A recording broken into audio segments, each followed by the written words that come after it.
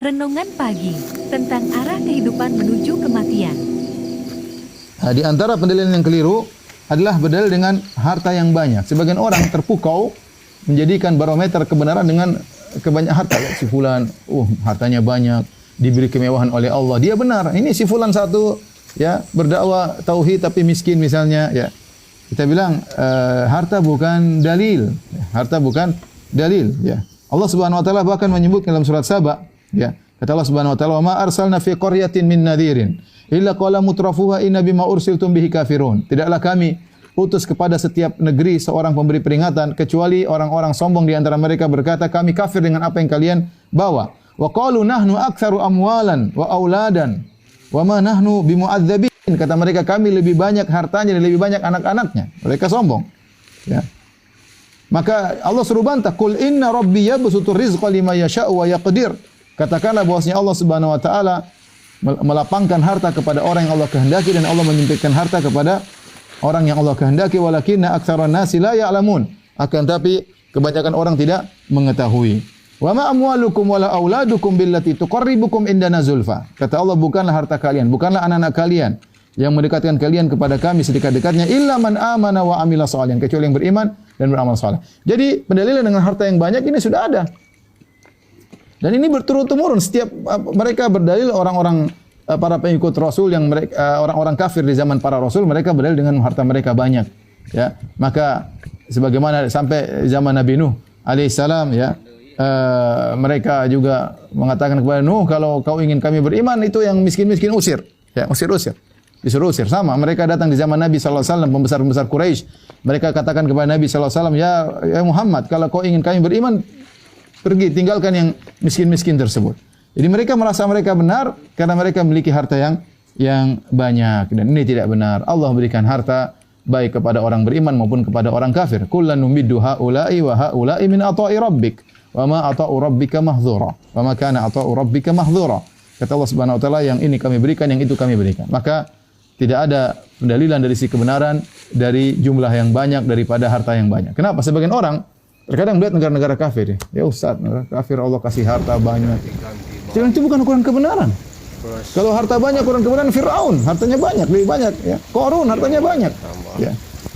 Hartanya banyak.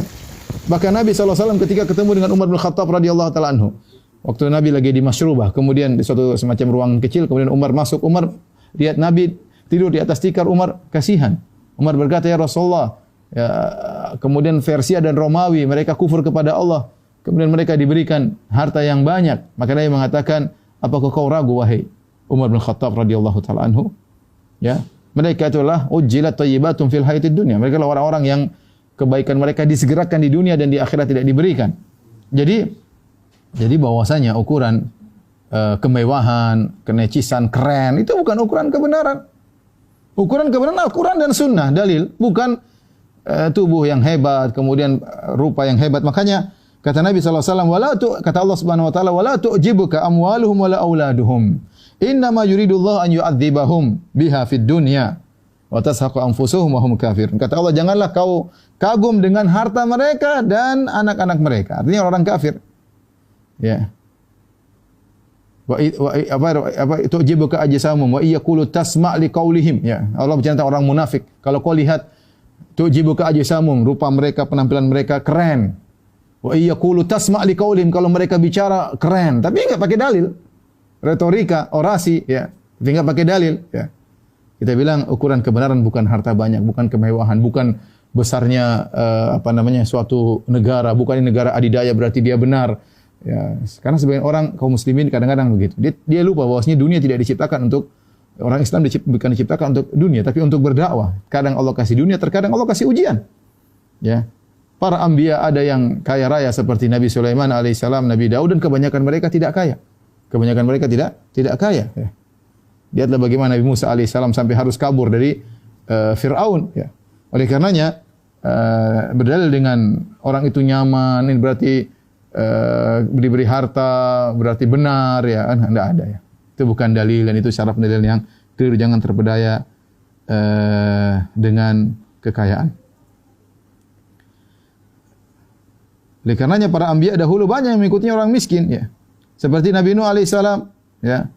Mereka berkata kaumnya yang kafir kepada Nabi Nuh, qala al-mala'u alladziina kafaru min qaumihi ma naraka illa basyaran mithlana wa ma naraka taba'aka illa alladziina hum aradhiluna badiyar ra'yi. Kami lihat engkau Nuh yang tidak ikut kau hanyalah orang-orang miskin di antara kami.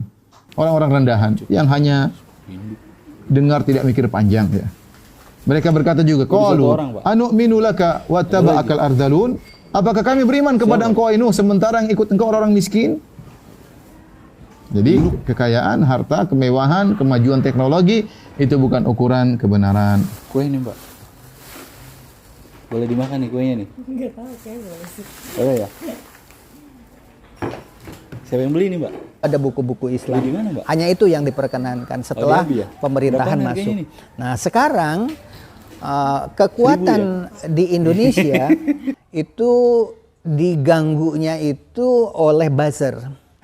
Terlebih penggunaan buzzer untuk tujuan tertentu masih marak dan kerap kali mengundang perdebatan, terutama mengenai cara kerja buzzer, termasuk cara kerja buzzer di medsos. Ya, kita tonton aja videonya sebagai contoh ya. Seperti Pak Ade Armando, Abu Janda dan kawan-kawan ya, itu diantaranya. Tapi tidak pernah menyebutkan kalau Saifuddin Ibrahim juga termasuk buzzer sebenarnya. Tapi bukan untuk negara, justru